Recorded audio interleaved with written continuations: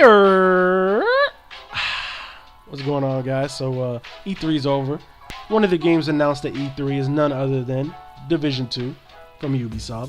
And if you guys aren't familiar with Division 1, let me give you guys a little quick backstory. So Division 1 takes place in Manhattan, New York. A virus has been unleashed upon our US currency on Black Friday, which is kind of genius because that's the day money touches the most hands. And people are dying left and right. You know, you got your survivors, but now you got rioters and you got escaped convicts from prison running the streets.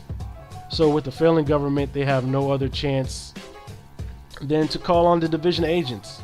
We show up, we take care of the bad guys, we do certain missions here and there, you know, gaining supplies, gaining intel for, you know, the scientists and doctors behind the scenes to try to find a vaccine. Now, 7 months later is Division 2, takes place in Washington, D.C. And here we go. So pretty much this is like all we know about Division 2 right now, all the information you need to know right in this video. So with Division 2, it seems they're trying to rectify the mistakes that they made with Division 1. Now, one of the things that are kind of problematic for Division 1 is once you reach the end game, there wasn't much content. You had the Dark Zone, you had an incursion, but you had to wait several months until they really started adding, you know, heavy-duty content into the game.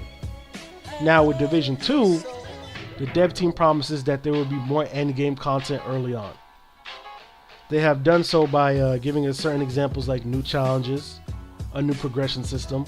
Also have offered a free DLC for the first year, free story-based DLC, and have announced that there will be 8-player raids in Division 2.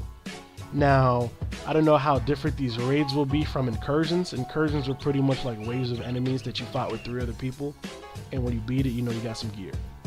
Hopefully these raids are more like the Destiny style raids, like the Diablo style raids, less wavy like the incursions were. Now with Destiny 2, they released a little E3 demo, you know, a little 10-15 minute side mission that people were able to play. And from this demo, I've noticed a couple things, which I'm going to talk about here. Gun sounds. Gun sounds are pretty much the same. You know, the submachine gun sounded like the submachine guns in Division 1. The UI looks very similar to the UI in Division 1. Now, you know, that's not really an issue because I thought the UI in Division 1 was done well. So I didn't think there would be many reasons to, you know, change it up. Now, the environment, though, is way more colorful than it was in Division 1. People were saying Division 1 looked kind of bland because it was in snowy New York. And, you know, the main colors were like kind of like blue, white, and gray. Where you have Division 2 setting place in Washington, D.C., you know, it's sunny weather. It seems like it's summertime, vibrant colors everywhere. So that takes care of that issue. Now, with the signature weapons, you see in the demo that seems like the only way to get the ammo for these signature weapons are killing enemies, and they drop every now and then for, you know, your bow, your nade launcher, and your sniper. Also, I've noticed that they've added new enemies. So you see one that shoots this kind of like white goop at you. You gotta like knock it off. You kind of looks like the infected in The Last of Us. Also, they have taken place to add more vulnerabilities to enemies. So you notice the guy throwing the goop has a red canister on his back. If you shoot that red canister, the goop explodes on him, and you know he dies from it. Also, people were complaining about AI being a little bit too bullet spongy. You see them in the demo; they seem to be a little easier to shoot, easier to kill. Again, we don't know what difficulty the demo is on, so you know it's a little but it is what it is. Now, at the end of that little mission that they gave, there's an enemy little mini boss. Now, he has what they introduced to Division 2, which is armor points. Basically meaning that you gotta shoot off the chest, his chest armor, so that you can now gain access to his chest and do direct damage to his health bar. Same thing if you wanted to shoot at his leg, you gotta shoot off his leg armor, you know, etc, etc, etc. Now, I noticed that there's 2 new abilities in the demo. They have the chem launcher, which shoots chemicals at the enemy, and if they walk through it or near it, you can shoot it and it combusts and, you know, engulfs the enemy in flames. Also, I noticed that there is a drone that flies in the air and shoots enemies. So, pretty much with Division 2, it seems that, you know, I'm trying to rectify things they did in Division 1.